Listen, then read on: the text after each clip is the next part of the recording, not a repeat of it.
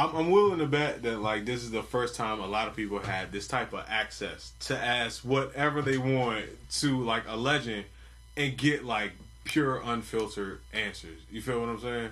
But that, you know, that's what we about, and that's what I want to see this whole shit become about. Like, you should be able to talk to these people that you admire and get the real answers to the questions that you want. Fact. You feel me? So yeah, this is I don't know if we're making history, but we're making a difference. I can tell you that damn much. Okay. So, guys, if you have questions, now is the time. Now is the time. Hold on. How many Grammys you got? 9. 9-time Grammy winner. How many places did you get in 1 year? 72. Wait, 72 places. 12 nominations, I believe. No, it was like 18 nominations. 18 nominations. Here we go. Shit, man. Talk that rich nigga There we go. Woo! He said 18. Now we in it. So, guys. And again, ice. I'm good, man. We have a Guinness World Book record. And the Guinness Book World Record. And the Guinness Book World Record. This guy, look. Okay, no, let me tell you something that's funny, right? Donnie just reminded me of something, right? Me and Donnie, when we first signed a Noontime, right? And Get Gone became a hit. And I remember the first person I could even confide in was him. Because I was just like, yo, you know, I'm tripping. You know, Get Gone was a hit, and I'm like, yo, this is the first time. I didn't even expect it to happen as fast as it happened. And I told him, I was like, yo, bro, like, I will never be off the charts. Like, I said that to him. I was like, yo, Donnie, I'll never be off the charts. Like, this is the most amazing shit ever. Because I was so grateful, too. We gotta understand, like, let's back up a bit. When I signed a Noontime, right, how the Ideal thing even happened wasn't even because of me. What happened was, Chris, who was my manager, Chris was friends with their manager. Her name was Carmonique. Right? So Carmonique and Chris went to college together. She cute. She sounds like Carmonique's fine now. Hold on. Carmonique sounds like Carmonique's fine. Don't get it twisted. I'm judging by the name. We ain't gonna talk about that right now. But Carmonique was fine. She sounds like it. He's saying we ain't gonna talk about it. Carmonique was fine. So Chris and Carmonique were talking about the guys coming to Noontime to work with Teddy and Jazzy and this, that, and the third. So Donnie was like, yo, my man is down there. You know what I mean? So it was like simultaneously. When I heard about, when he said, yo, my girl got this group called Ideal, and I was like, Ideal? It's like, these are my people. So I called Donnie. It was just so happened me and Donnie was on the same page because he was about to call me. Like, yo, nigga, we coming to Atlanta. You know what I mean? Yeah. So I called him like, yo, nigga, y'all coming to Atlanta? Like, I mean, just super excited because it was just like, you have to understand, like, we was kids. So for us, it was exciting to be like, dog, like, we was in school together. You know, I've always known Donnie as the guy who was the middleman with all the situation with them, and for me to be able to work with these cats, I was like, yo. So I was like, Chris, Donnie is like, I said, he's like my brother. This is before I knew Donnie's my cousin. Right. You know what I'm saying? I was like, Chris, like, yo, Donnie's like my brother, though. Like, I called Donnie and me, like, yo, D, what's up? You know what I mean? He was like, man, I got your back. Donnie's like, yo, I got your back. I'm telling these motherfuckers that you the shit. You know, whatever. Damn. And they came. And we did, I think the first song we didn't do Get Gone initially. The first song we did was, and side note, Donnie and Cliff were working together at Mars Music, nigga. Oh, and Mars? So there's a Guitar Music Part 2? There's an ill-ass connection with all of us because Donnie and Cliff were working together at Mars. You know what I'm saying? So when I called Donnie, he was working at Mars with Cliff, but still working with Ideal and doing all the shit he was doing. I knew Cliff through Robert. Right. So all the, you know what I mean? The whole shit is crazy. You know what I mean? That's crazy. And when they came to Atlanta, like Donnie really went crazy. He went crazy for me with them. He was like, yo, listen, you don't understand. You understand? This nigga is the shit. You know what I mean? He went like he gave me the like when he realized it was me and him talk, he was like, no, you don't understand, bro. Like, this guy is the guy. We're coming down to work. Like, he went crazy. What? You know what I'm saying? Like, Donnie really stood up for me in a time where motherfuckers want to stand up for me. Damn, he really was like, yo, yeah, we gonna work with him. We're coming to Atlanta to work with him. You know what I mean? And I was like, damn, I didn't even, you know what I mean? Right. I was just in the back room. You know, as Jagged Edge puts it. Shout out to young Donnie, man. yeah. Jagged Edge puts it, I was in the back room. I give Jagged Edge their props to. The Jagged, Bryan and Brandon, they came, they sought me out. No bullshit. Bryan and Brandon Casey sought me out. They were coming down there working with Teddy Bishop and working with J-Dub and shit like that. And I don't know if they were at the top of the list of writers in regards to them, but I do know that Chris Hicks, Chris was always a super fan of Jagged and was always like, yo, we got to figure out Bryan and Brandon. So Bryan and Brandon went to him like, yo, who's the little nigga in the back room? That was basically how they would describe. Like, little nigga in the back room, right? Who's the little nigga in the back room? Like, and Chris like, yo, that's our new producer. He's coming up. He's developing. This, that, and the third. Whatever. You want to work with him. So Chris came in to see. He's like, yo, B, they want to Jagged Edge. No, I'm gonna put you with Jagged. I'm gonna put you with Bryan and Brandon. They want to write with you. This, that, and the third. Boom, boom, boom. I was like, cool.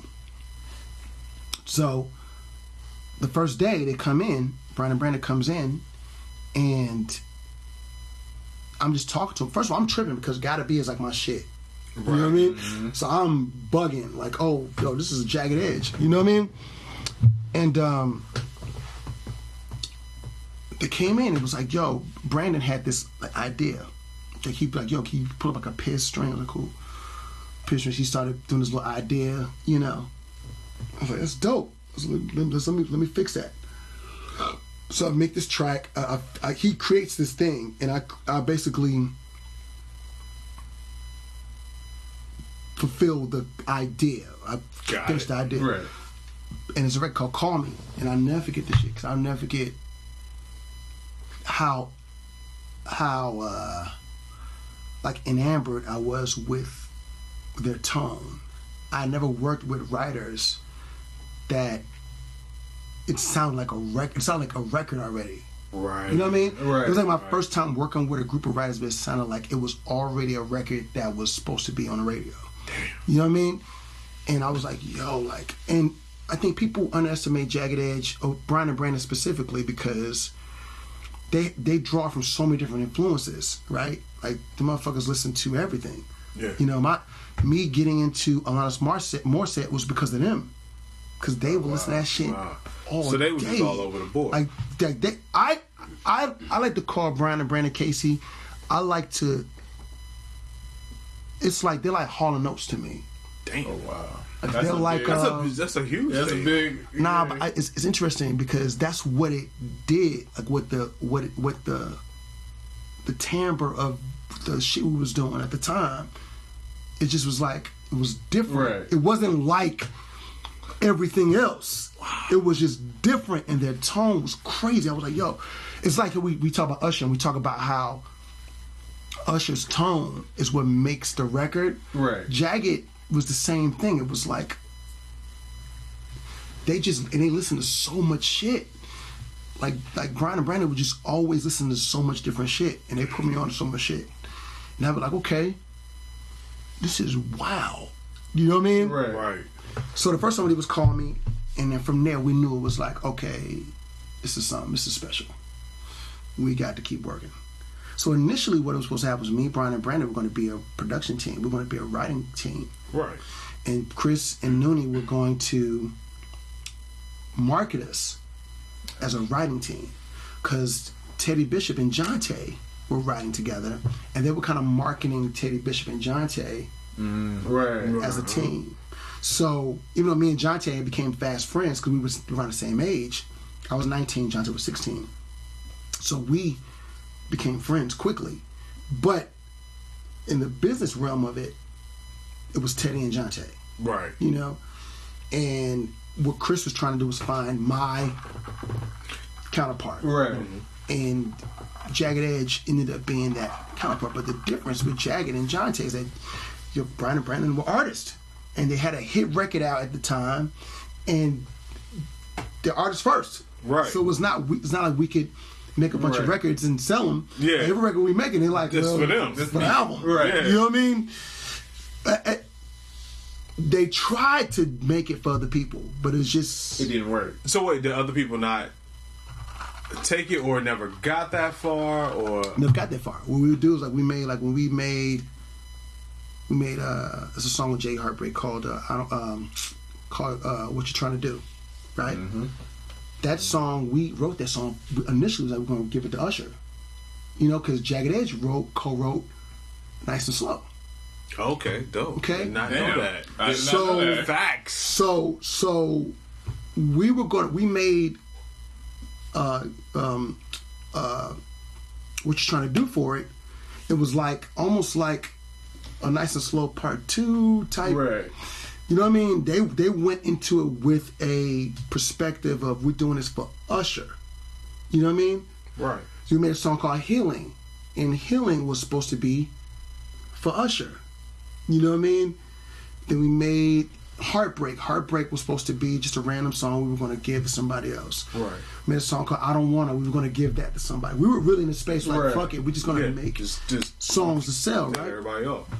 But after we made these songs, after we created all these records, and then they did a song with Teddy called Lace You, and we were like, man, this shit sound like an album, But it was signed to Jermaine's publishing company. So they were like, okay, well, we're gonna go play the songs for JD to try to get on Usher or try to get on Mariah, whatever. So I wasn't privy to that first meeting, you know what I mean? Because they would sign us also definitely sign Jermaine as the publishing, so I wasn't privy to the first meeting. So they go to meet with him and play the songs for him. And what I'm told is that he was like, yo, who made these fucking records, with you guys? And they were like, yo, it was this kid, man. It's this fucking kid. They got at noontime. This kid is just in the corner, in the back room. Nobody's really paying attention to the kid. He's just back there making records and whatever. And he was like, y'all want to meet this kid? So they come back, super amped. Like, yo, album, we're gonna make the album. I was like, so I'm like, album? What album you talking about? Like, I'm trying we trying to sell it. Are we going to Usher's album? I'm like, the fuck we doing? You know what I mean? What were y'all talking about? Yeah, we trying to sell no, he's gonna green light. So I didn't realize that meeting ended up being like a thing where it green lit their next budget. You know what I mean? It was like they didn't even know. They went to just kind of play songs to place. That's real. And then it greenlit their next budget, next album, this, that, and the third for Columbia, this, that, and the third. So it was okay, it was going down. So we go to, back in the day, on Ponce de Leon, there used to be a mall called Rio Mall, right? They used to be on Ponce. God damn it. Yo, cause I was like, that's way before my time here. I don't know about that. I know Ponce well, and I don't know about I know MJQ. I'm looking around the studio. Nobody knows what's happening. There was a mall on Ponce de Leon called Rio Mall, man. Damn. Where the fucking there's a Walgreens right there now. I'm trying to figure out where you at on Ponce. By the Publix. Yeah. Okay. Oh, I know exactly. That used to be Rio Mall, man. That used to be a mall. Damn. Yo. That movie theater spot? That used to be a mall, bro. Come on, Forkin. No, that's the old that's movie, The Majestic and all that. Oh, no, that stuff is still there, though. No. Okay. It's before that. Before that. It's where Publix and where CVS. Mm-hmm. It's like Ponce and Piedmont. It is okay. I got my Ponce and Piedmont, nigga. There used to be a mall. It was a fucking shopping mall. I got my tuxedo for my wedding right around there. Rio Mall, dog. All right, and there used to be a Jamaican restaurant there, motherfucker, and then there used to be Chris Tucker had a fucking comedy club. I'm mad about both of those things listen, in there right now. Listen. You see, he had to take a sip. That's how you know the story coming. He had to take a Chris sip. Tucker used to have a comedy club at Rio Mall, dog. Okay? Whoa. It's Piedmont and fucking Ponce de Leon. And I remember Bryan and Brandon was like, yo, Jermaine wants to meet you. They're doing a showcase for Trina Broussard. They're doing a showcase for Trina Broussard at this club at the Rio Mall. You can come with us. So I hopped in the car. I was broke. I had no car. Hopped in the car with them to go to Rio Mall. Go to Rio Mall. I meet JD. I'll go to the showcase. Trina Broussard kills the showcase. It was North Avenue. North Avenue in Piedmont. I know exactly. North Avenue in Piedmont. Okay. We go to fucking go to the mall. Meet Jermaine. Jermaine's like, yeah, I heard the joints. It's crazy. I'm gonna call you. Whatever. So dap him up. Stand a third. He gets in the car. Him and Big Bob and all them. They go get in the car. I get back in with Jag, and I'm like, yo, this is crazy. I fucking met JD. Like, Right. So this is 1998. You know what I mean? Damn. So I'm like, yo, like JD's like the biggest shit. You know, I'm like, oh fuck. You know? And then like maybe a month later, that nigga calls my house. I'll never forget this. Cause I was God bless his dad, my best friend Scooby was living with me. And Scooby, who also was a writer and producer, and we were all trying to get in the music game together. And Scooby was living with me, and Scooby's favorite producer was Jermaine Dupri. Favorite. He was just like obsessed with JD, right? So the nigga JD calls my house. All right? Scooby picks up the phone. He's like, hello?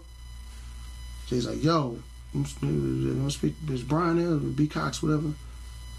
He's like, yeah, who this? So it's JD. Ain't no goddamn JD. Hung the phone up. And JD calls back. I'm like, no, nigga, it's JD, nigga. Like, Right. Put the nigga Bryan on the phone. Nigga, like, who the fuck? So I get on the phone, and JD's like, yo, so man, I want you to come to the house. Boom, boom, whatever. This is when Jermaine had the studio at the crib. Come to the house, you know, we're gonna finish this Jagged Edge album. So I'm like, we're gonna finish the Jagged Edge album. But you understand, I'm not. You didn't understand. Yeah, you're like, what does that mean? We just made records. Me and Bryan and Brandon were a writing team. You know what I'm saying? Right. That was the way I viewed it. He's like, yo, we're gonna finish this this Jagged Edge album. Like, oh shit. So naturally, I called Ryan and Chris and Noonan. I'm like, yo, JD just called me to finish the Jagged Edge album. So Ryan and JD had a relationship. So JD and Ryan worked out whatever the deal was with no time. And yeah, JD's older than me, Bryan. Yeah. I'm only 40. I'll be 40 in December. Like, I'm only. Hold on, man. JD's like 44, 45. So, but yeah, I'm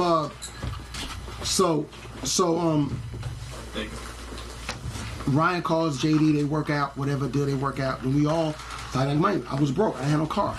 I was driving my girlfriend's car at the time. I had no car. So Ryan and Chris take me to Jermaine's house. Damn. They take me to College Park, take me to Jermaine's house. And the first song we did together, it's crazy. I haven't thought about this shit in a long time. The very first song me and Jermaine did together was Keys to the Range. Wait, whose song was that? This is Jagged Edge, Keys to the Range. Keys to the Range. That's the first song me and Jermaine did together was Keys to the Range. And what year was that? 1998. It was 98. 98. I went down to the crib, and it was him, and it was Bryan Fry, who was the engineer, and we were at the house. And we went to the basement. This nigga had the video games, the pool table, and the big screen TV. I was just like, yo, nigga, we at JD's crib. You know what I mean? Just be like, yo, what the fuck is this? You know what I mean? Yeah. Right. And Ryan and Chris and Noon came with me because that was my first meeting with JD, my first interaction. And I'm thinking back, that shit was wild. The first song we did was Keys to the Range. And I remember every day I would go to the house every day after that. After that, every day I would go to the house. We finished up Jagged Edge. So we did Keys to the Range. We did Did She Say? We did Let's Get Married. Oh shit! Super Smash. Promise. Whoa. Super Smash. Super duper smash. Him and Marcus did a song called The Girl Is Mine. And then, but I was a part of it because I was there. And then my half of the album was He Can't, Heartbreak, Healing, and What You Trying to Do For It. Damn. Right? Damn. So what happened was, even He Can't, it's funny the story, He Can't, but there was a song that we did called I Don't Wanna that he wanted for the first single. And I told Chris this the other day. Chris had me dying laughing. Me and Chris, we've only had 3 arguments. Chris Hicks is one of my best friends, he's my manager. We've only had two arguments, 2 real arguments out of the 21 years I've known him, 22 years. And one of the arguments was about this song, I Don't Wanna, right? So, I Don't Wanna was a record that we did. Jagger wanted to keep it. They loved the song. They wanted to keep it. Jermaine heard it, wanted to keep it. I told Chris, I was like, yo, Chris, Noontime had a group called Absolute at the time. Damn. Y'all may not remember that. I remember that. Wait, I remember everything but Absolute. I remember. Noontime had a group called Absolute. Nice. And Chris and Ryan wanted the song for Absolute. But I wasn't particularly a fan of Absolute. I didn't think that they were really that good. Right. And they made it clear they didn't think I was that good neither. So they so it was like a little bit of, you know, I love Corey now, y'all really my peoples, you know what I mean? But at the time, a little beef. It was fucked up. They didn't really think I was good. I definitely didn't think they was good. Right. And I was tired of doing songs and giving it to them. You know what I mean? I was just tired. You know what I mean? So me and Chris got into this argument because Chris was like, nigga, you think that JD gonna give you his first single? The first single? You know, because think about this. This is 98. Right. You know, Jermaine is the you know, he's the shit. He's that guy. You know what I mean? So then and it's his label. And at that point, not, you know, every single that had been out on Social Death, he produced. Him, yeah. Right? So Chris is like, nigga, you think that you gonna get JD gonna let you get the first single, nigga? Right. You not gonna get the first single. You give me this damn song. You know, so me and him going back and forth on something like, I don't give a fuck. Fuck Absolute. I'm going off. You know what I mean? But, you know, they prevailed. Noontime prevailed because of my people. And I'm like, okay, fuck it. Right. Give them the song. Right. They paid Jagged Edge an insane amount of money to give them the song. I might have got like $3,000. Like Jagged Edge got about $20,000 for the song. You know what I mean?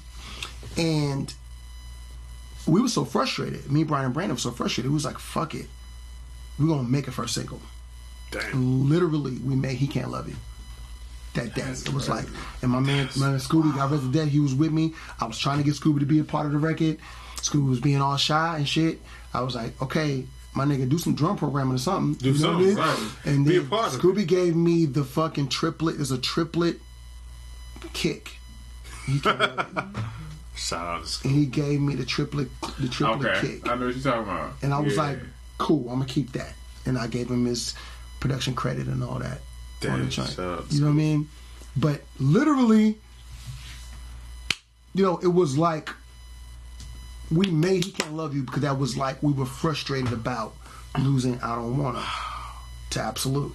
But that's dope. And it ended up happening anyway. And when it happened, I was like, so it's funny. I talked to Chris yesterday. Chris was like, when I told him the story, he was like, if there's any consolation to you, B. Cox, I was wrong about that one. Right. That was wrong. He's like, I was wrong. Okay, it was wrong. If any consolation, I was wrong, my brother. Shout out to the underdogs with something to prove, though. Mm-hmm. You know what I mean? Sometimes, because without that fuel or without that needing to prove one thing, that album probably wouldn't have ever happened. And when I watched The Unsung, it really bugged me out because Jermaine was even like, yo, like I had never given another producer a first single. You know? Man, He's like, it was the first time I ever gave a producer a first single. You know what I mean? That's dope. And me and that nigga been locked in ever since. Damn. So it's really interesting. Facts. That's super crazy. That says a lot to teamwork. I don't know if we have some more questions, but I'm pretty sure we do. Oh, yeah. We just talking right okay. now. Well, I got a brief question. When it comes to new producers, or when it's time to start a team, what are the first 2 people you would say that you need on your team? Talking about creatively? Yeah, if you're a producer, yeah. Okay, so from a creative perspective, you need somebody who's a mean lyricist, mean with melody and lyrics off the rip. And secondly, you need somebody who can feed you from a production perspective, right? Because at the end of the day, right, it's rare that you have a nigga like Babyface. You know what I mean? Right. It's rare that you got a nigga that can just go in there and that nigga's by himself and he gonna do everything. Wow. That's a rarity. Babyface is a special individual. You know what I mean? Pharrell needs Chad. Facts. For sure. It's I mean, it's here's the not deal. the He's same good. without. Here's the deal. He's He's good without. amazing without Chad. Yeah. Right? But He is absolutely amazing without Chad. No doubt. Right?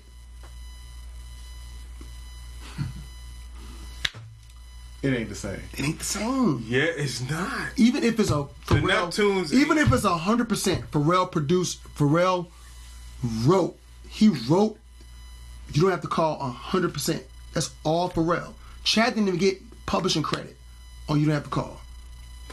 But Chad is in the mix. Well, that goes that back song, to the man. goes back to the unsung thing. He's in the mix. Yeah, You know what I mean? Yeah. So, for me, it's like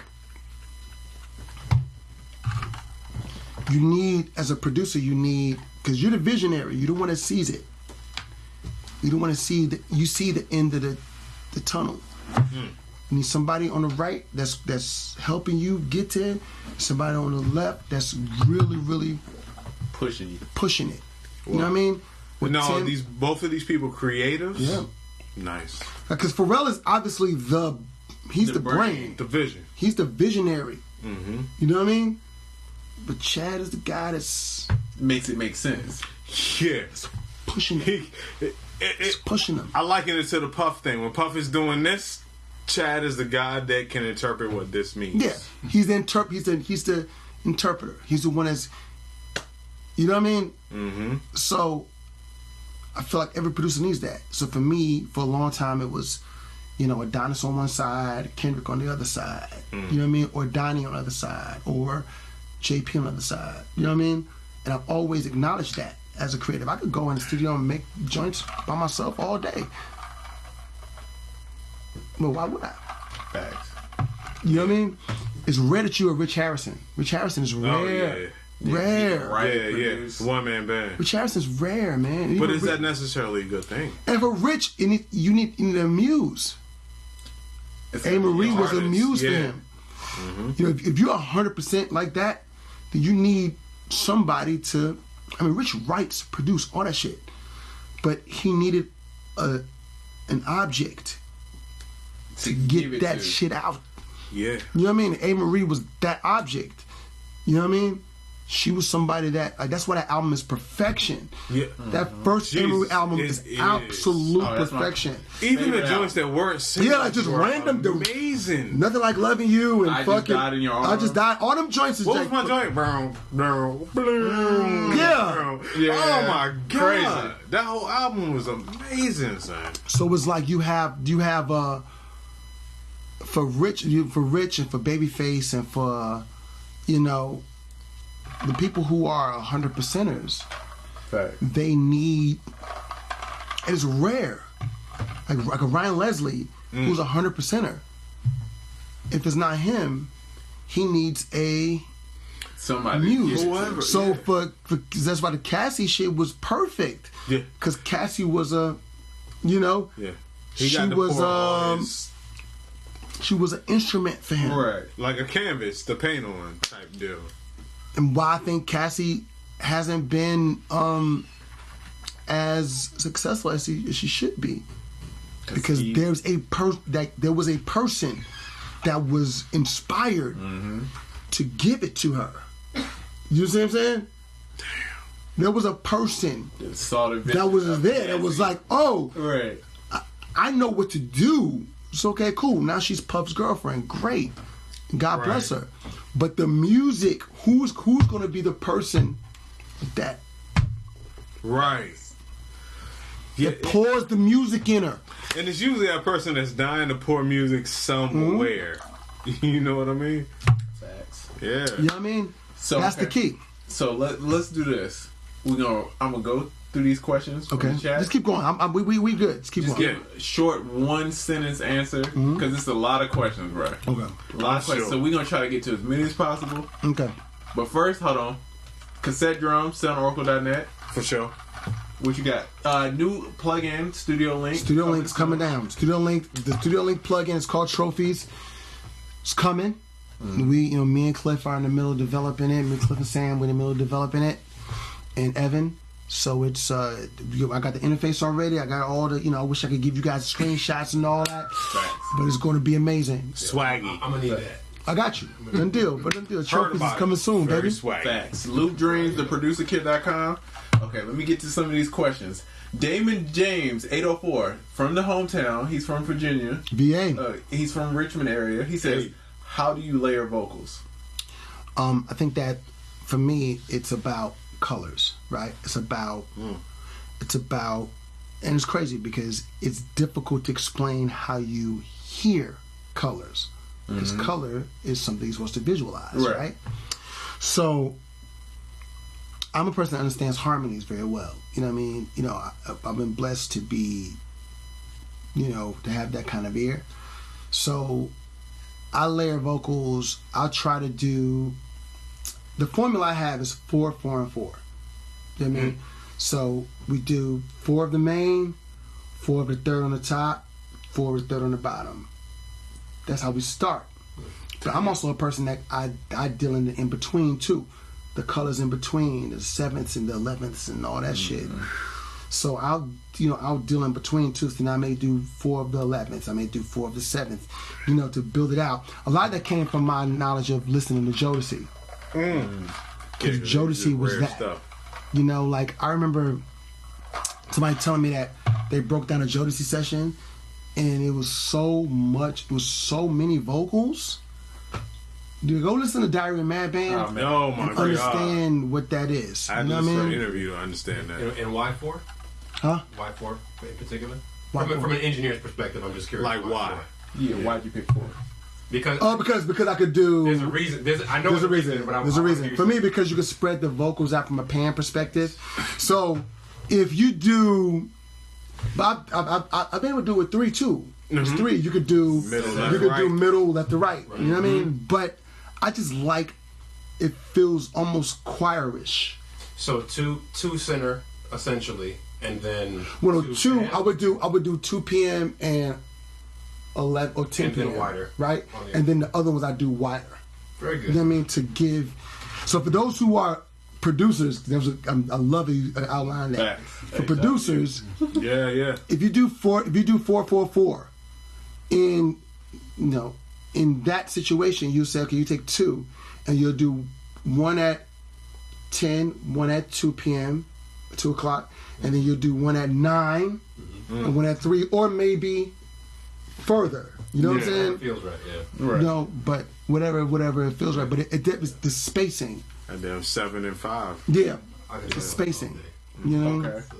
Is it best to develop newer projects or artists, or better to focus on placements? I think you should develop artists. Okay.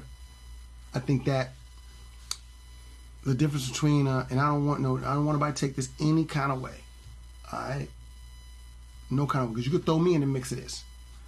But the difference between like a Brian Michael Cox and a Rodney Jerkins versus fucking Dr. Dre or Rich Harrison is the development of artists. Facts. Damn. You know what I mean? That's true. You know, Very true. me and Rodney made records on everybody, from Mary to Mariah, everybody. Hits.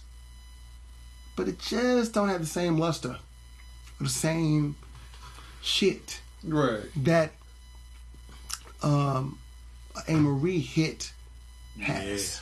Because you made that from Because the dirt. Rich made that. It was the Or sound was fucking organic. a Jagged Edge hit, because Jermaine is his artist, or Brat, or Puff and Total, because that's his shit, or Biggie, because Right. that's his shit.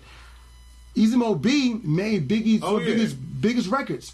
Do we fucking care? No. Easy Mo B made fucking Flavor in Your Ear. Do we care? We care more about Puff Daddy.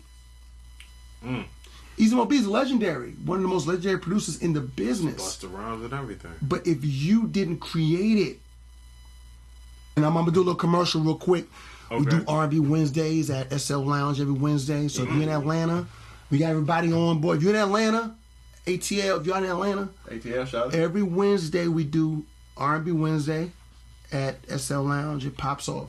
So yeah, I'm done. Are you DJing there? I'm DJing next week. What day?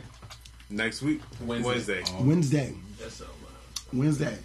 Y'all know Dope. me, man. I go deep. I go all the way Yo. back. Shalimar, I come all the way up. I do everything. People don't know that you DJ like that though. Touch on that a little bit, cause you're an incredible DJ. But here's the deal though, Black. Like for me, DJing's always been a part of my shit, a part of who I am as a person. So like I told my boy Marco earlier, and when we were kids, me and Marco would go and DJ parties and shit like that. My mother would allow us to take the equipment, and my mom invested in wow speakers and wow shit. You know what I mean? Yeah. And we would go, DJ parties and shit. And I've always had a love for it, and I always wanted to do it, and it's become a part of my makeup, my DNA. So we talk about everybody. The number one question I get as a producer is like, "Yo, what was you on when you did Little Mo's Forever?" Right? Well, I tell people what happened was when I made that beat. If Squeak is on, my boy Squeak, if he's on, he was there. Squeak was there. What I would do was at noontime, I had a set of turntable set up, right? And I had all my records and shit. And I would leave the door open and I would just play joints. I would DJ. Dope. Just to get in a space. Right. Get in the vibe, right? Did the reaction matter to you or no? No. Okay. No. So what happened was, for me to get in that space, and niggas would come in like, "Yo, nigga, what record is that?" So I would do joints like wild joints like D-Train and Tyrone Bronson. I mean, I would do. Stop saying names, y'all niggas really kind of like. Yo, son, you said D-Train. Might be a little bit over y'all head. You know what I mean? I'm with you, but most people might So not be. what happened was, one night I was DJing and I went to the record store. I went to the record store earlier today and I found a double of this Patty Austin record called Heat of Heat. Right? It was Jimmy and Terry produced this record for Patty Austin called The Heat of Heat. And from rumor has it that Patty hated the record.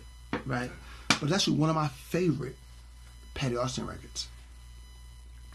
And I bought a double. It was like the 45 RPM, but it was a 12-inch. Right. 45 RPM. And I bought a double, and I was basically, it's one part, so crazy. It's one part of this record was like, right before it goes to the hook, and it's like, and I never stop. It's like a change, like a wild change, right? Yeah. And I was bringing that part back, like boom. It is so crazy because it's Jimmy and Terry, Claire Fisher, with the string arrangements. Just an ill record. You know what I mean? Right. And I was bringing this record back over and over and over again. I was just bringing it back. I was like, fuck. I start from the beginning, and it was just like this one of my favorite Jimmy and Terry records. Like one of the reasons why I decided to want to be a producer, right? And I played this record for like 2 hours, like just one record. And Squeak was like, yo, nigga, this record's amazing. Like, who is it? Like, it's Patty Austin. And I'm telling you, boom, when we're talking about the record. At the same time, Jay Dilla had a record out called Welcome to Detroit. Hey. So I played the Patty Austin record back to back to back to back, 2 hours. So then I said, fuck it. I take the vinyl off. I pull the J Dilla vinyl out, right? And Dilla had, on the Welcome to Detroit album, there's a Brazilian Groove. Yes, sir. Yep. Hey. The nigga flips Brazilian Groove. Right? And at the end of the fucking flip, there's the drums are wide open. It's like boom, boom, cha, boom, boom, cha, boom. So that I was bringing that shit back, like just back and forth. Boom, cha. So I was like, no, let me try to blend the Patty Austin record with the Dilla shit. So now I blend the Patty Austin shit because I had the instrumental album too. Like, because you could buy BBE. Yeah, it was on BBE Records. Yeah. BBE, you could get the instrumental Shout out version to of them so, for keeping it easy. So I had actual instrumental vinyl. So I would start the instrumental vinyl, and I was blending the Patty Austin record with the Dilla Brazilian rhyme beat. And I was like, yo, there's got to be a way to figure this out. You know what I mean? Damn. And so I started sampling drums and shit like that, and literally that record, that beat was birthed from Patty Austin and Dilla. No bullshit. That beat was birthed from that. You know what I'm saying? No bullshit. You just fucked me up right there. Story No time. bullshit. Legend. Another question. I know I didn't talk. No. So I'm just gonna run through a bunch of questions from the chat. Give me a little short answer. You ain't gotta go with super in depth. You know what I mean? What do you do outside of producing to stay inspired? Travel. Nice. You know, luckily for me, I get in a space where I'm able to travel for work, so I can get the inspiration, you know, that I need. You know what I'm saying? So when I travel, I like to go to museums and shit like that. There was a girl recently. It's funny. You know, there's always a woman, right, in the mix, right? So, Of course. Oh my God, That was it's this, a podcast, but yeah. there was a girl that I met. We got cool, this and the third, and I was in New York, and I was like, yo, I'm gonna go to the museum. Meet me at the museum. And she was like, the museum? I was like, nigga, I'm going to the MoMA, nigga. Like, Right. talking about. But she was like, I never met a nigga who just like, let's go to the MoMA. I was like, why not? You know, but for me, things like that inspire It's me. different. You know, Different art. Yeah. Next question. Does Grammys Matter? By Yeah. Young Jack Sway. Yeah. I'm gonna keep it real. It's nothing like getting on that stage, man. I'm gonna keep it real. Like, niggas can act like, oh, well, Grammys doesn't matter. You know, I guess in the grand scheme of things, they probably don't, maybe. But I will say this. There's nothing like getting on that stage. Nothing like it. Nothing like going to my house. I go to my crib. And there's statues at my crib. Do you know what I mean? Right. It's not, I mean, I looked at my statues today. I was like, damn. Because that was my dream. Right. All your life. Like, you come up your whole life. It's like, I want to win a Grammy. You know what I mean? Damn, I got statues and certificates and plaques and shit. I'm like, I go to the crib. That shit is like a battery in my back. And I want to get back. You want to get back there. It's like, I want to get back. Let's get back. Fuck it. Let's get back. You know? Now, I don't care what nobody say about it. Like, people could say whatever they want to say about it. That shit is important. Just every time I go to your crib, I take a picture of that Grammy. Even if I don't post it, I take a picture of it just to remind me, like, all right, man, you got some work to do. Yeah. You got some work. That's fucking awesome.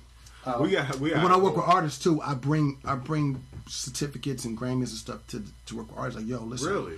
I'll say, yo, listen, touch this. Feel that. Touch this. It's like the Polow. Yo, wait. wait. Rub the wood. Do you realize how G that 2-word phrase is? Touch this, man. This. Touch this, man. And wait. 99% answer rate back is okay. Said by somebody different, it's a completely different meaning. Yo, touch you this, know what? nigga. But Touch this, my G. I know, Jesus Christ. honestly, though, musically, that makes me want to have a whole nother conversation with you after this. But anyway, go It's ahead. like, touch this Grammy, man. Like, Feel this. Facts. That energy, man. That was a wow energy, nigga. Me and my mom was sitting, second row, nigga, behind Prince. You know? That's crazy. It's got to be experience. That shit is wild, fam.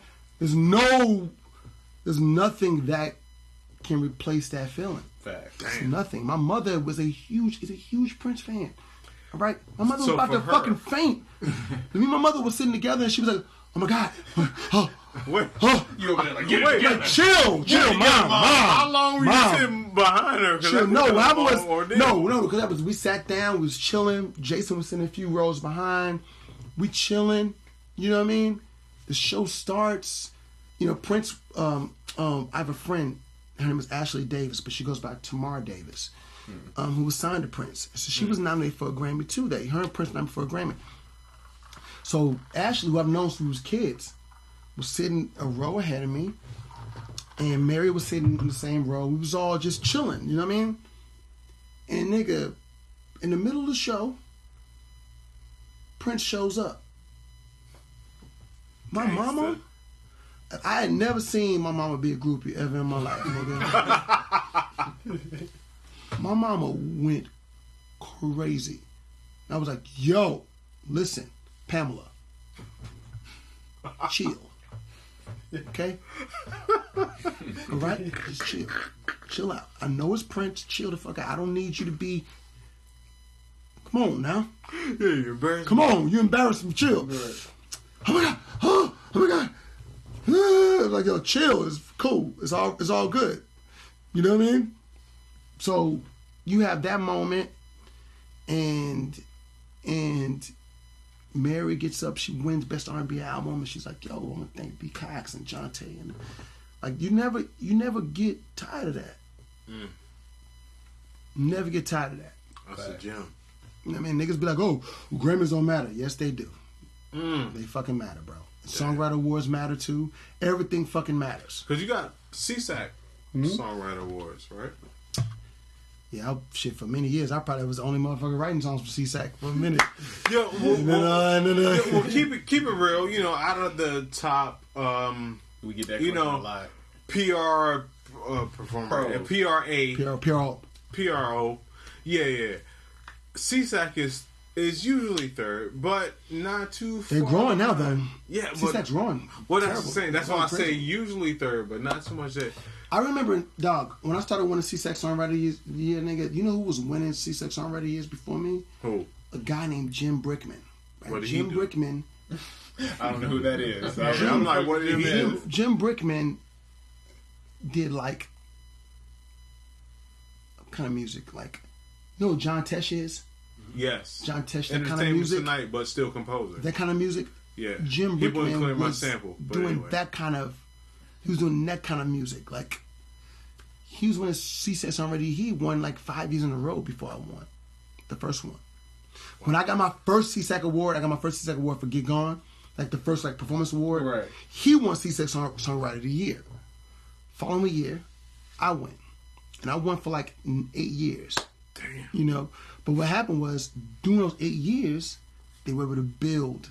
We were able to build. Get Swiss, get Teddy, get Danger, get we were able to build. So now CSAC what's my man?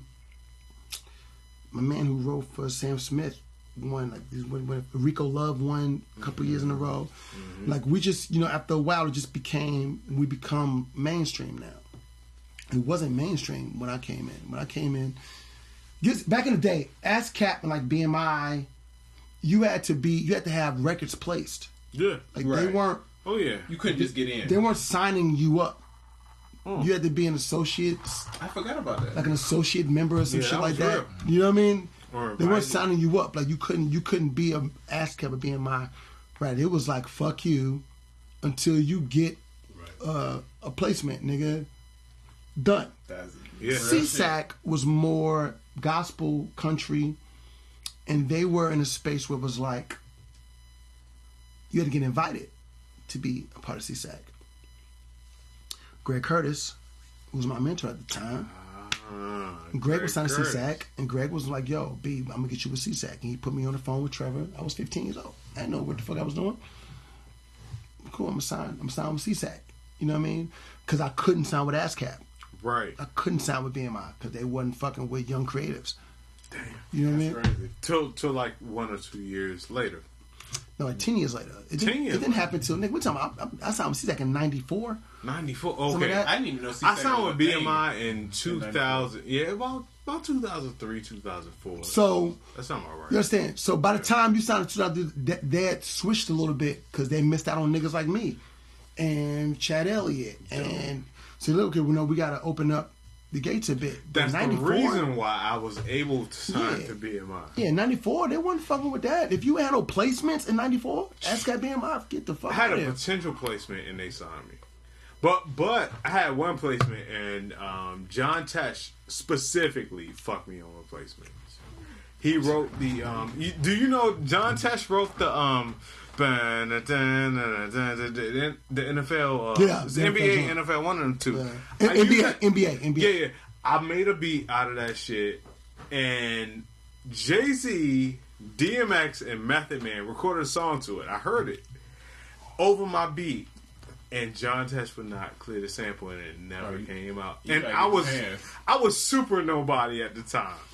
See, hold on. He would not clear that. So I see people on here like ASCAP for life, BMI for life. Like, y'all niggas is crazy. Yo, I hate y'all. You ever get somebody and you see that y'all niggas is crazy. profile? They don't give a.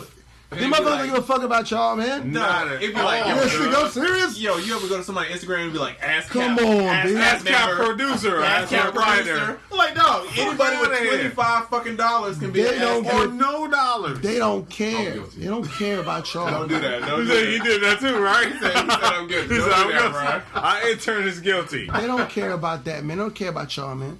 No, BMI for life, like nigga, like homie. They're not Brian Michael Cox for life. Yeah, the new nigga, they gonna jump to that nigga, man. Fast, pay that nigga more. You serious? I signed with BMI originally because I got a single with Drag On through my own fucking hard work of driving to New York every weekend, and I got a single and they're like, you need to register with one of these two people. BMI was free at the time. ASCAP was not. I went to ASCAP like, yo, I got this Drag On placement. Blah blah. They like Drag On, damn. Yeah. Oh man, listen, son.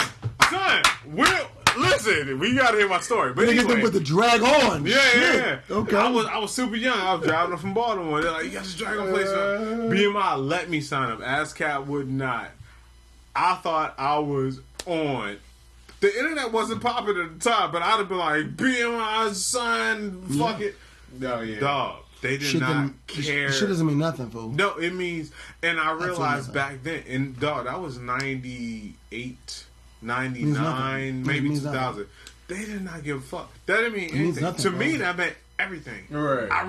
I got to sign, because I tried to sign with them before. If it's the same mentality of like, Dallas Austin tells the story of how he sent his records to Warner Brothers, and they sent him a letter, a rejection letter.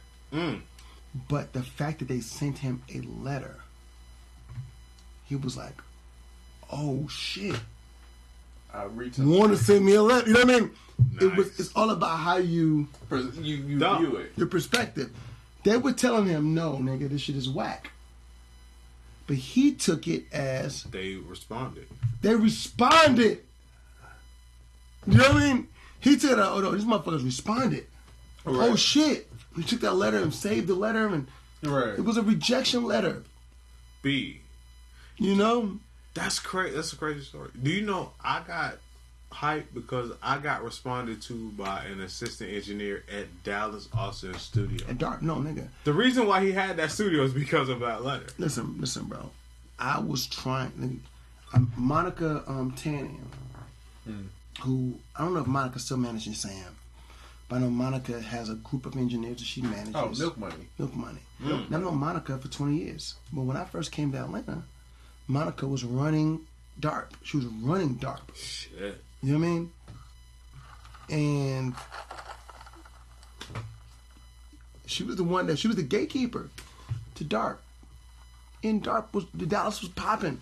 So naturally, the very first motherfucker I was trying to call when I got here was Dallas Austin, man. Yeah. I was trying to get on.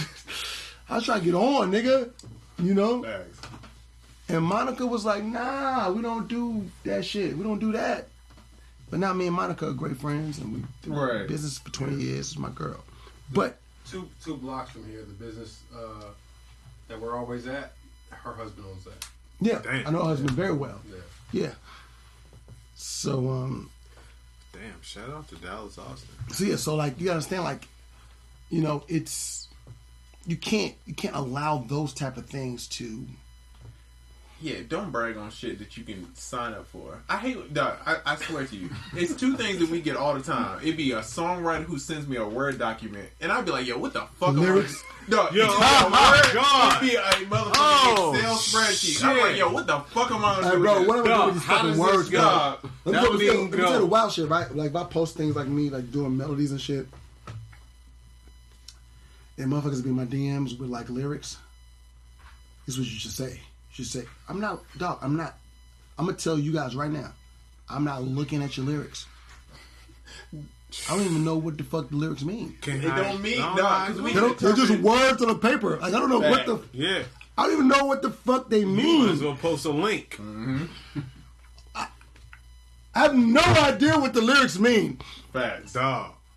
Like, bro, I don't... Okay, you should say, I'm looking for your love in wrong places, and we should do... Like, how am I saying that shit, bro? Yeah. How am I do it? What's the I don't know note? what the fuck... I don't know what the lyrics mean, bro. Because imagine if Quavo and all them sent you a lyric sheet, right? Of lyrics. I would be and like- they say, smoking on cookies in a hot box, and then you see in bold, cookies! You gonna look at this nigga like, yo, this nigga's dumb. You gonna look at this nigga like, yo. You gonna look at him like, yo, that's dumb, bro. Oh my This is a God. dumb motherfucker. Cookies! Stop sending us fucking Word documents, bro. In bold, italicized, dog. To the right. They will put the fucking this shit ad-libs in there, though. She's a thought, quotations. It'd be a hyperlink. Like, no, dog, don't fucking do this shit, bro. I mean, this shit sounds good, but reading it is like, Yeah. what the fuck are they saying? We don't She's understand. a thought? Yeah, because we gonna read it like, smoking on cookies? Right. Cookies. Cookies! She's a Yo. thought. Okay. How do we Triz. put this? On my inbox this morning, I got 12 stop. motherfuckers. Oh, you interviewing Bryan Michael Of Cox? course. Tell them this. Dog, Niggas is it's fire, though. lyrics. You know me. I'm like, yo, I text everybody back. FOH.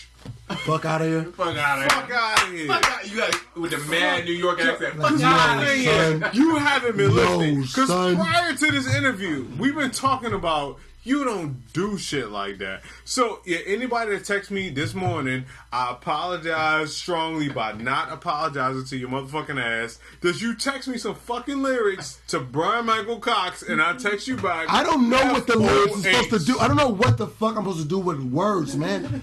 I don't know what the fuck I'm supposed I don't know what you expect me to do with words, man. Facts. I don't know. So if you're a top liner, record the fucking demo. Please. I don't know what At you least. At least. I don't know what you expect me to do with a fucking poem, my nigga. So we always ask. We, basically, our thing is add value, right? Add value. If you want to reach somebody, you have to build on what they have going on, right? I agree. What do you have going on? What can add value to you? What are you looking Good question. for? I feel like I'm looking for people who are wanting to expand their minds from a musical perspective. I'm trying to, I'm writing scripts. I'm trying to develop content. I'm trying to, build on another plateau. So at this point, like music is the anchor of it all. You know what I mean? And for me, I'm looking for somebody who thinks outside of the box. Because we're living outside of the box. I think people kind of still feel like, oh, I want a record deal. People still feel like they are in that lane, and it's like, nah, we gotta do something different. And how we gonna get to that? Right. How we get to the different spot?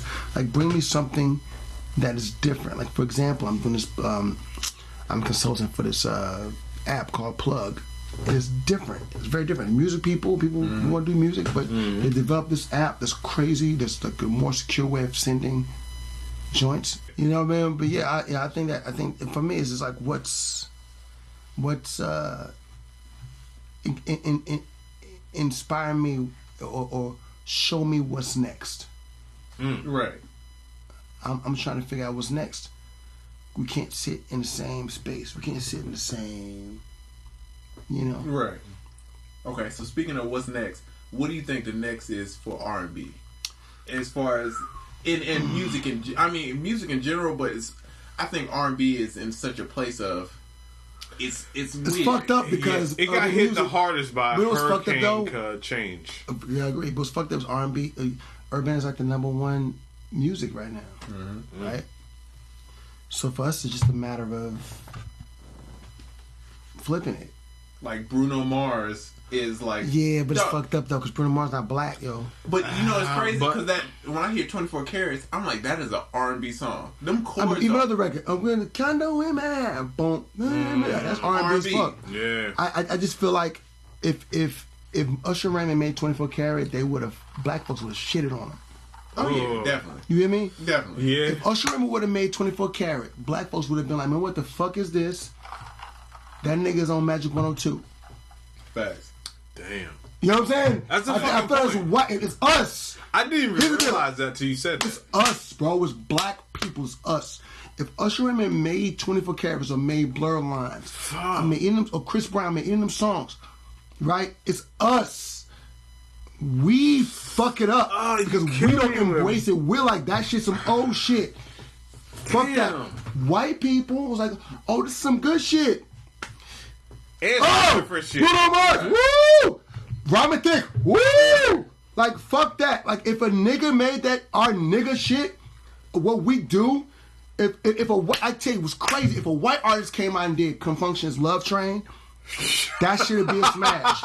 If a nigga did it. Damn. God. Whoa, if a nigga did it. You took it back to 70, whatever. It's 82. 82, okay, but got you. If a white artist was like, we're going to do Love Train over.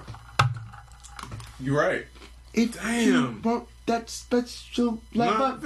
If a white person did that record, if Justin Bieber said, I'm going to do Love Train over, and if by chance I let you just a whore, it should be a smash. Damn, Slim. Fuck, man. You fucked me up. Like, we don't, like, black people, we don't embrace our own shit. Right. It's happened every era. We threw jazz away. Damn. And let's talk about it. We don't embrace our own shit. We gave jazz to white people. We gave it away. We're talking about Miles Davis, John Coltrane, Chick Corea. We gave jazz away. That's very true. Damn, that's fucking real. Very true. We gave funk and hip hop. We gave funk and R&B away. Now, what's it at the We're giving hip hop away. We're giving it away. Because Katy Perry got Dark Horse and... We're giving hip hop away. That's Macklemore is the personification of what we know as real hip hop, right? But we don't embrace that. Yeah. At all. Macklemore is pop. Yeah, it's We pop. don't embrace that Macklemore is actually hip hop. It's and pop. there's niggas out there who rap better than him that should be bigger than him. But with the whole Macklemore thing, that might be a reflection of just pure hip hop in the pop lane conforming to the time. You know what I'm saying? Like, I'm gonna keep it real, Black. I think that the Macklemore shit. Macklemore's a student of hip hop. He's a student of it. Talk to me. You know what I mean? He loves it. He's a student of it, and he's a product of it. You know what I mean? Right. So I don't blame him. Right. Because our culture is just that intense. Our culture is just that lit. So, you know what I mean? So a nigga like Black Macklemore, a nigga like Eminem, nigga like, you know, our culture is just that lit. Macklemore has never denounced where he got it from. Yeah. This nigga was the only rap artist to put the originators on a record that won a Grammy. Melly Mel and Grandmaster Cass on them, that Downtown song. Yeah. You can get Future to put Grandmaster Cass on a record? Wow. Could you get Future to put fucking real? Could you get Future to put fucking Melly Mel and Kumo D on a record and Big Daddy Kane on a record? Wait. Niggas we and I got to say that again. Yeah, you do. Niggas, we don't embrace our own shit. Yeah. We throw it away. Yeah, you're right. And you know, we throw it away. I mean, both of us are DJs, right? I choose kind of not to be in, and it sounds fucked up. I choose not to be in the black clubs, right? I get it. But the reason why, it's so hard to keep up with. Future puts out a new fucking mixtape every fucking month. Every month. I can't keep up with this shit. For me, being a DJ, trying to keep up with every hit record that's out now, it's fucking damn near impossible. Right? Oh shit! Damn. But you can go to top 40 and you can play the dog. If you go to top 40 party, what songs you gonna play? You gonna play Usher? Yeah. You gonna play Pitbull? You know we talking about Usher? Yeah, that's 2004. No, you gonna play the same fucking songs regardless. That's true, and they gonna be jamming, and they gonna dance to it. I just feel like we talk about we don't have the same appreciation for our shit that other people do. Period. Yeah. You know what I mean? Period. Is it a point of we originated it, so we always get new shit, or like? Nah, I think that we always creating shit. We're the creators. We're the innovators. Right. We're the ones that push the envelope. I know last night at the concert, nigga, when Metro was DJing, and I was sitting next to like 10 white kids. You have to understand, like, I was tripping. These white kids is turned. They hitting the... Knowing all the words and shit. White kids was... I'm tripping. I'm like... Whoa! Right. You know what I mean? Like, for me, it's like... Whoa. So, for me, I just feel like we don't have an appreciation. We're quick to throw it away because we create it. We don't understand the value. Right. But other people see it. We don't understand the value. We're quick to throw it away. You feel me? We don't understand the value. Oh, that's real. We're quick to give it away. That's super, because we don't. We make it, niggas make it, and we make it, and it's like, okay, cool. Niggas made jazz and gave it away. Niggas made rock and roll and gave it away. So do you? It was that like Mick and fucking Mick Jagger and fucking what's the nigga who played guitar for the Rolling Stones? A fucking Keith Richards. Yeah. Mick and Keith. If you read Keith's autobiography, he said we wanted to be black musicians from Chicago. We were trying to imitate and emulate blues artists. Blues. We wanted that shit. Right. We created rock and roll. Little Richard created rock and roll. And we threw it away. We gave it to Elvis Presley. We gave it to him. You ain't lying. So R&B has been our bread and butter. Hip hop is our we've been holding on to, and we've given it away. Right. Bruno Mars is Puerto Rican. Okay, cool. So that means that he's black. All right.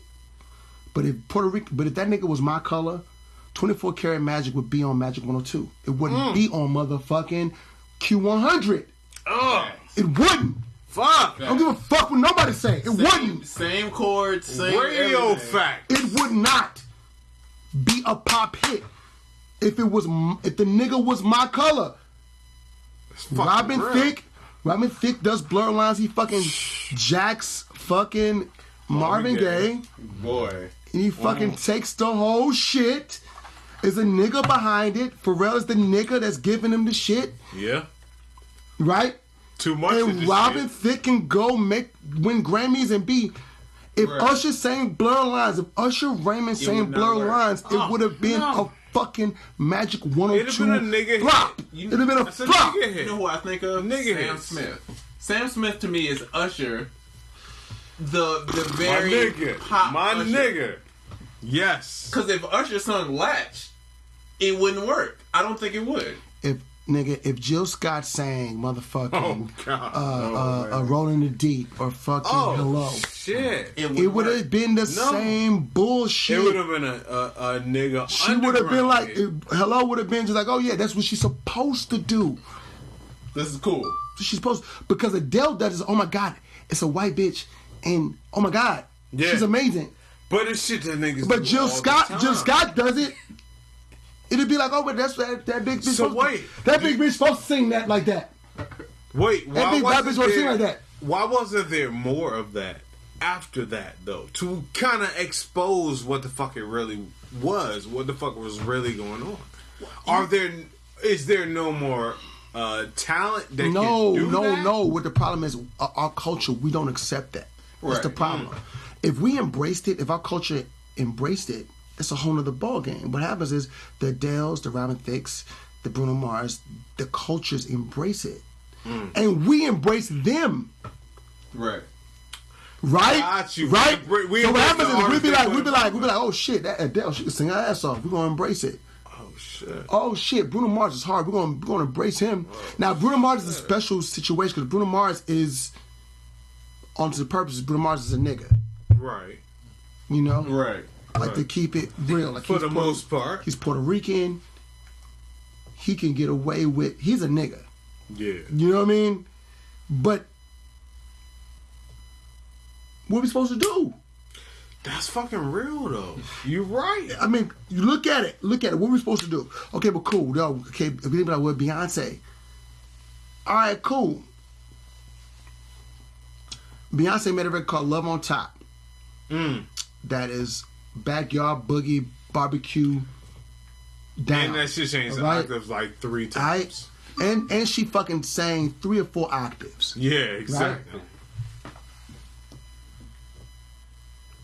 Nobody care. Now if fucking Adele sang Love on Top, George Benson, Jonathan Butler, Lies sample, Slim. That, you know what I mean? People just said Ed Sheeran made a dancehall record. And it's the biggest fucking record, which blows the most non-dancehall guy. Yeah, Let's talk about it. Yeah. That's real. And yes, I said Beyonce, really, yes. Ed Sheeran, because if Beyonce was, if that song, if Love on Top was another artist that was not a black artist, that motherfucking record would have been out of here. Yes, I said that. At the end, that shit went to one. And the record, the record was a smash, right? But it wasn't like the smash. The trap shit was the smash. Right. We Be All Night. The trap shit was the smash. But the shit, she's like, oh, I want to get my motherfucking R&B. George Benson, Turn Your Love Around. That's what that shit is. Yeah. It's Jonathan Butler's record Lies. You know what I mean? When R&B was king, she was like, I'm going to make a record that when R&B was, my mama and them was listening to shit. My mom listened to George Benson. My mom listened to Jonathan Butler. I'm going to do that shit. Now, that was Justin Bieber. A motherfucking, what's my girl? Hold on. What's the girl that, damn. The white girl that Demi Lovato or some shit like that. If Demi Lovato had motherfucking Love on Top, that shit would have been, that should have been everywhere. Record of the year, album of the year, all that shit. Right. Wow. That's crazy. We as a culture, we don't embrace. Like we gotta do better. We don't embrace our own shit. We let our shit go. That's right. So because we let it go, easy shit go. And they look to us for the culture. So if we let it go, we let our shit go. Jasmine Sullivan, any of them songs, if Jasmine Sullivan, it don't matter. Any of Jasmine Sullivan songs, I Need You Back. You could pick any Jasmine Sullivan song. If a white person sang it, that's fucking real. I didn't even thought about that. Pick anyone. Pick it. Pick a Jasmine Sullivan song. Pick it. Never if a white person sang it, pick it. I don't know if I need to embrace black culture more. My shit dead. Yeah. I don't know if I need to embrace black culture more or find a white artist. That's fucking crazy. You know, that's fucking real though. It's the same thing either way. It's fucking crazy. You know, as a creative, it's like, as a black person who created, who's been part of culture, like, thank God, like for Mariah Carey has been able to live in both cultures because she's half white, half black. She's Right. able to kind of, maneuver. So we're able to inject soul into Mariah because Mariah could live in both lanes. You know what I mean? But what do we do or do we even want to keep this from being just a totally amalgamated, everybody involved type world, or do we want to preserve certain cultures? we need to be about preserving our culture, man. Okay. I'm gonna keep it real. You know what I mean?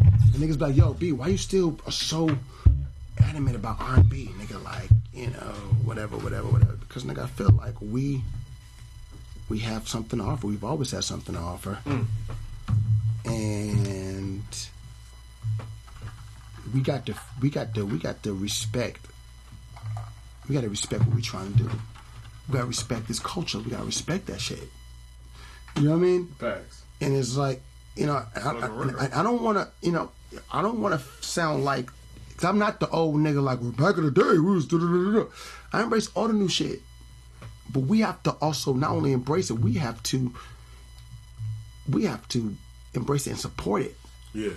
See, you seem to have a bit more of the culture when it comes to not only embracing the music as a physical thing or a technical thing, but as a historical thing. Yeah. Because not only do you see where it came from, but you also see where it's going. Go. And I feel like we're in a space where R&B, there's so much that we have to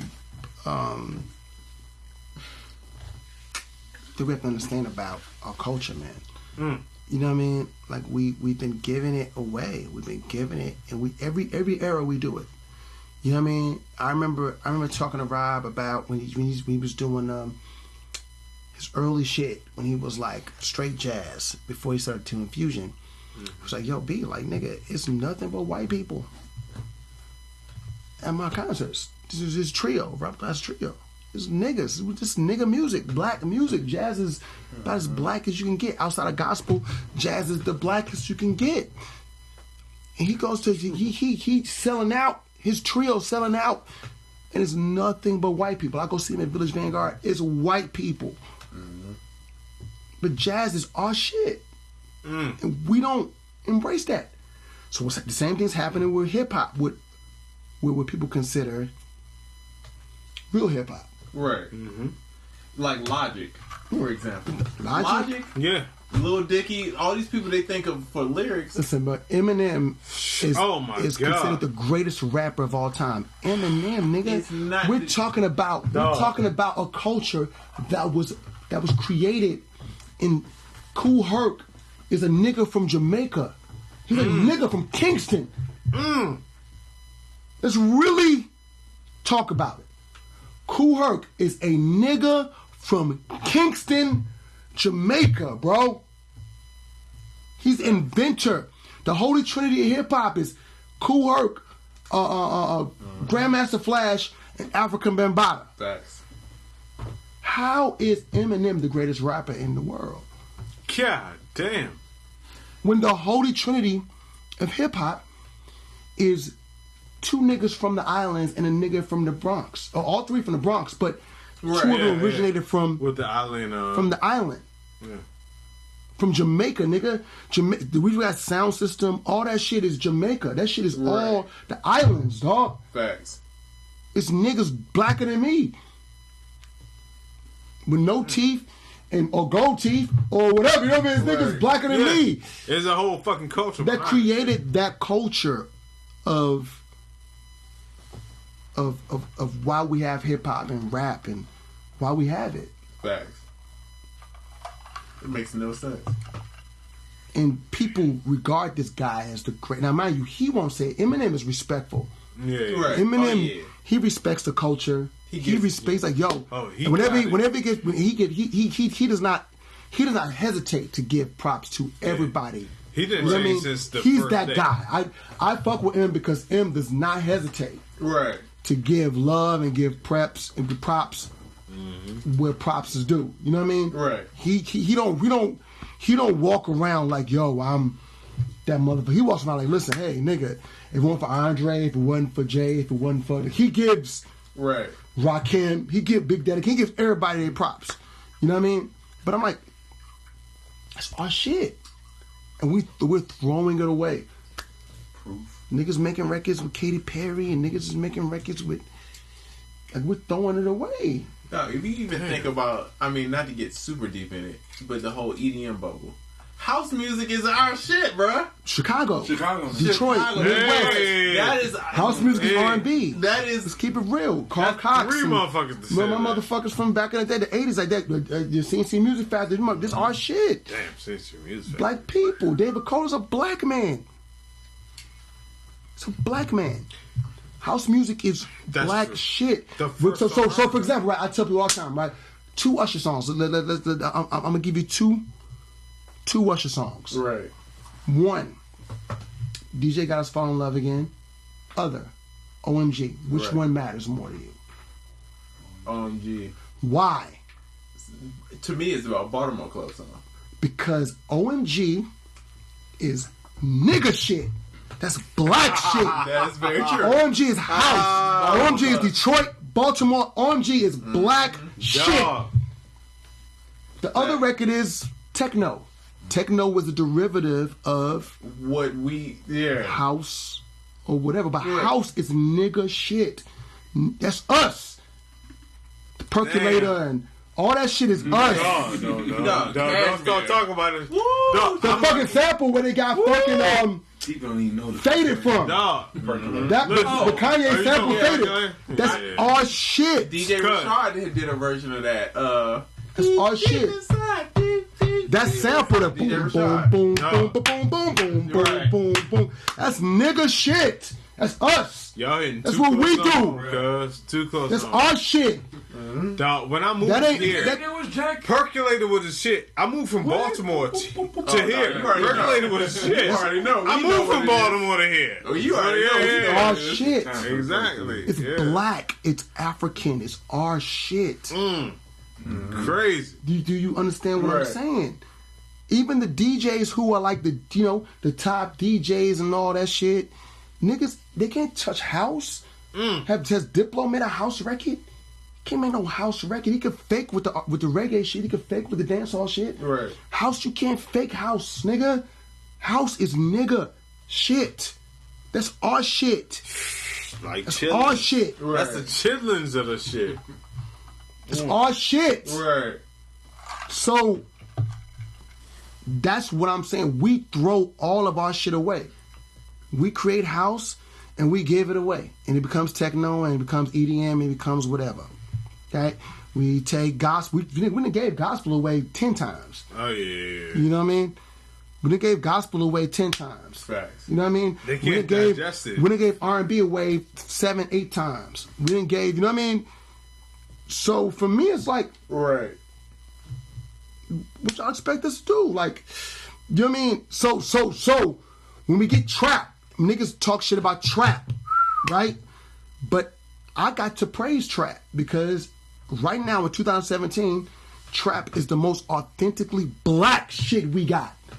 And you know that's fucking real. You know what's crazy about trap is if you talk to certain people, they think trap is like Diplo, Major Lazer. No. But trap is motherfucking T.I. Jeezy. Trap is Jeezy. Trap is Gucci Mane. Trap is Migos. Go Metro further. Trap is Metro. 808 Mafia. That's the authentically black shit. 808s. The trap shit is our shit. Yeah. Well, there's two different traps. I understand that there's trap EDM. I'm not talking about that. Right. Because that shit is bullshit. Right. I'm going to keep it real. That's not the shit that mean to us. Bad and Bougie is the number one record in the country. That's the trap I'm talking about. For like a year. You see what I'm saying? Trap EDM is cool, whatever. I'm not talking about that. You know, they take our shit and try to make it whatever. That's bullshit. I'm talking about the Migos. I'm talking about Young Thug. I'm talking about that shit's authentically black. That's our shit. So niggas like, well, Bryan, why you support that? I support it because what am I supposed to do? Like, that's our shit. Even if I feel like the shit may not be what to the level of what we feel like music should be. Right. But That's the most, Bad and Bougie is the most authentically black shit that we got. So, okay, so with all that being said, we got the history, we learned of the great shit that happened. What do you think the future is? Where do you think do we go from here? The future is this, right? I think that we have an understanding of how to get records out. Right. How to move records about. You know, we find people are finding ways to really, really, really get their music out. So I think like there's a lane. Mm-hmm. You know what I mean? There's a lane. If you are committed to building the business, I saw a when we watched the Defiant Ones, right? And I remember they showed a clip of an interview that I saw with Dr. Dre a long time ago. And Dr. Dre says, yo, you know, this is the music business. And from there, I always took that to heart. Like, it's the music business. Business is a longer word. So that must mean business is more important. Word. Facts. I mean, the music is, you can't have business about the music. Right. But there's so many motherfuckers fucking over the music people. Right. You know what I mean? Right. And it's almost forever. Like, at the end of the day, it's like, it's forever. It's like, there are people who still not getting paid from their music. Facts. Damn. 20 years ago, 30 years ago. That's fucking real. So, the business part must be more important. You know what I'm saying? Right. Because if I'm the creator and I can't get no money against my creation for 20 years, I'm trying to figure out where my money at. But y'all been, everybody moving up the ranks, people are getting promoted, motherfuckers is, you know, you see motherfuckers on yachts in south of France and all kinds of wild shit. Wild shit, like, wait, but this is my shit. It's my money. This is my music. Right? The business is more important. Because it's motherfuckers who don't do music, who's been in this business for 30 years, 40 years. Joe Cax, the Pete Petranos, the fucking, you know, all the attorneys that's living off of the business. Now, we make the music, but there are people who are living off of the business, who's been rocking for 30, 40 years. Man, look. The same faces. Doug Morris has been in the business for 40-some years. The same faces. Before this whole shit even Lucian started. been in this business for 30 years. Same Clive Davis been in the business since the 50s. The same faces making it off of the business. Damn, son. They're not creating the music, man. They know the business. They're not creating the music. But they understand the business part of it. Right. Well, wait, they know the music part of it and the business part of it, which makes them so successful. So you see, like a person like Jay-Z, why I gotta respect Jay, because he's like, yo, fuck that. Right. Fuck that. I'm gonna do Rock Nation. I'm gonna do. Right. You know what I'm saying? Fuck that. Fuck you. Yeah. You're not gonna make it off of me, motherfucker. I'ma own it. Rock Nation. Right. You have to respect a person like Jay-Z. Gotta respect Puff. But like, fuck that. But they had to go through that shit. For years. They went through it, man. Puff went through it with Clive and LA and all them motherfuckers, man. He went through it to get to where he's like, you know what? Now I understand my shit. Fuck y'all. You know what I mean? Right. Now my question, okay, for you, you being Bryan Michael Cox, the legend. You've worked with damn near everybody you could think of, right? What is your advice for not only the new producers, but like the guys like Metro, the guys like Southside? Like, what advice would you give these new guys who are trying to figure out this different world of music man, business? and I rock with them heavy. Like Sonny's my guy. I really rock with what Metro is doing. I rock with 808 Mafia. Like I'm a person that looks at the youngins and I'm like, yo, I'm really, really excited for what y'all doing. You know what I mean? Because they have a little more, they have better control, like more control of their destiny, right? I would just say don't be blinded by, like Metro's that nigga. You don't need Def Jam. Fuck them. You know what I mean? Fuck them. You don't need them. You don't need Interscope. You don't need them. You that nigga. They need you. Fuck them. Build your own shit. Get out and get this paper and build. Don't split that bread with nobody, nigga. You on tour right now, nigga. Get that money. Put a record out. Go to Larry Jackson and say, hey, listen, nigga, you know I'm that nigga. Y'all need me at Apple Music. Here's my exclusive shit. Damn. Pay me, nigga. Like I'm saying, like, that's real. Like they don't need it. Right. Like I feel like we've been sold some bullshit. Young artists are sold bullshit. Like, well, wait, you get with Def Jam, with Bartles, or you get with, with what's this nigga at Sony? Get with or you get with so. They gonna make. We look at the white man. We feel like the white man's gonna take us to the next level. Fuck that shit. You already at that level. They need you, nigga. Wow. Fuck them. Facts. Damn. Fuck them. The fuck. You know what I'm saying? Like, fuck them. Where you need to be. You know what I mean? Like, fuck them people. You could, you know what I mean? You could, Apple, that's me even being whatever. You could fuck Apple. Go talk the title. Right. Jay-Z's a black man.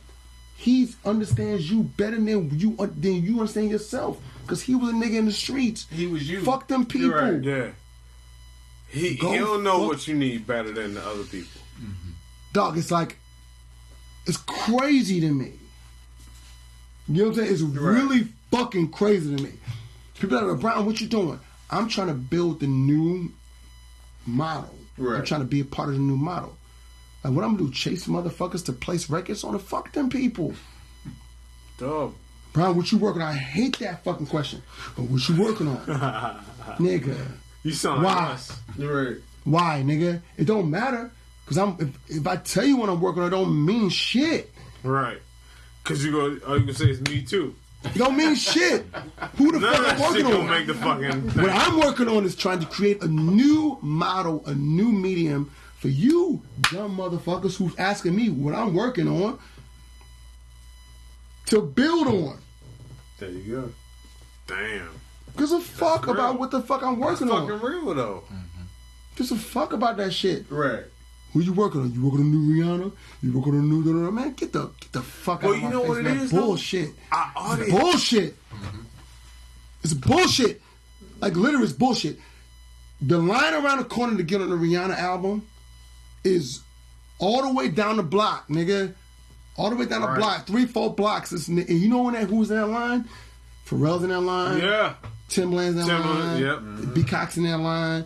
It's legendary niggas in that line. And so you have no respect. You have no respect for the fucking OGs. We're in the line. Fuck you. Fuck you. Fuck that who's looking list. Fuck everything you talking about. Amen. Amen. Yeah. Amen. Fuck everything you talking about. We need to create new shit. Okay. So with that being said, my brother, what's the new shit that you're creating? Tell the people. Well, I have a company called Disrupt Media. Me and my manager Chris, we have a company called Disrupt Media. We're creating content. That's where I'm at with it. Like at the end, there's like, okay, cool. I'm gonna, Usher's my friend. Right. So we get the call. I'm gonna go work with Usher. It's my boy. Mm-hmm. I'm not chasing him though. Mm. You know what I That's your mean? boy, right. That's my dude. So I'm gonna work with him. I'm not gonna chase artists, man. It's bullshit. Right. I'm not chasing none of that shit. It's stupid. For me, it's stupid.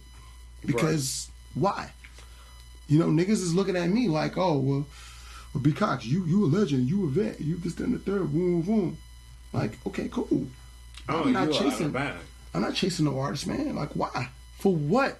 If I fuck with people I fuck with. Right. So, Cameron Corvette, I fuck with him. True Vision, I fuck with him. These are artists that nobody know.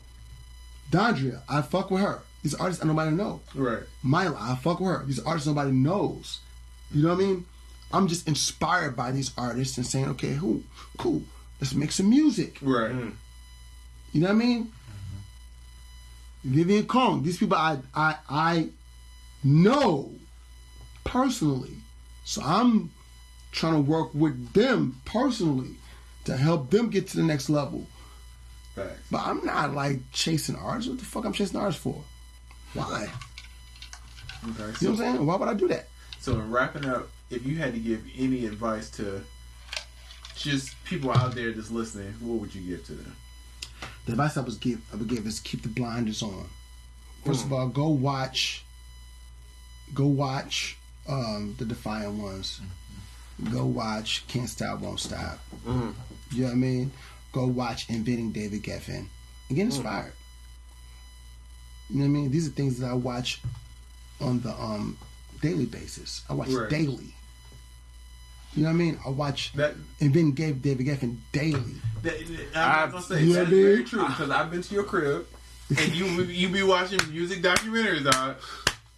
Every time I'm over there, it's Soundbreaking. Go watch Soundbreaking. I watch shit daily. Daily. These are things that inspire me. You know what I mean? And now you can watch it on your phone and shit like that. Like, yo, I be watching shit. Complex just did an interview with Jimmy. And for me, I'm in a space where I'm starting to give the information. So I'm doing interviews and I'm just kind of putting shit out there. You know what I mean? Go watch go get inspired, man. You know? Go get inspired. Read some goddamn books. You know? Watch the Tom Dowd documentary. Like, get into the shit. Like, I'm you know, we talked about nerd shit earlier. Like, I'm nerded out. You know what I mean? Yeah. Like, go watch, go get inspired. The shit is out here. Go get inspired. Oracle, what's your plug? Cassette drums. Check out Loop Dreams by theproducerkit.com if you want the best every week of the best producer shit you can get. And also check out cassette drums from soundoracle.net.